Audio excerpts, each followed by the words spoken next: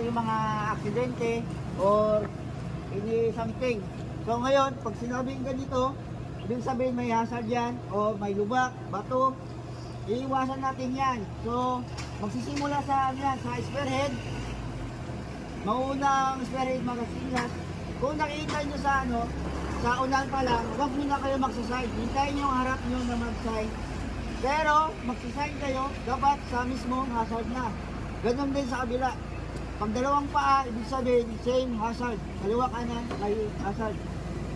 Pag sinabi ganito, one lane, two lanes. Ang linya po natin ay window.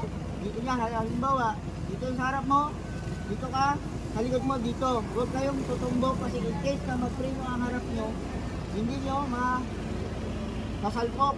Para pag dito ng biglang umito, gaganon na kayo, slow pa rin. Pag may na busina lang, para lapitan ng marshal, para lang rin yan, susunod din. Tapos pala tayo mga paps, open the light tayo. Kasi marami tayo, open the light. Pag sinabi ganito, stop. Pag sinabi yung paa mo na gumaganon, ibig sabihin, buwilo, akyatin.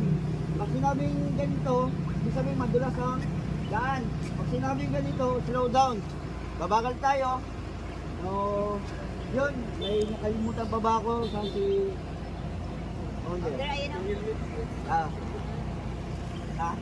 Helmet pa si Queen kasi. Ito sa atin, may checkpoint dito ngayon sa Erawan. Kailangan ako. Lahat nakaklip yung helmet ha, kasi bawal yun. May violation tayo doon. Lahat full face or half face, nakalock. Wala naman nakasinilas, di ba? So yun. Minimum siguro tayo sa 60, maximum sa 70.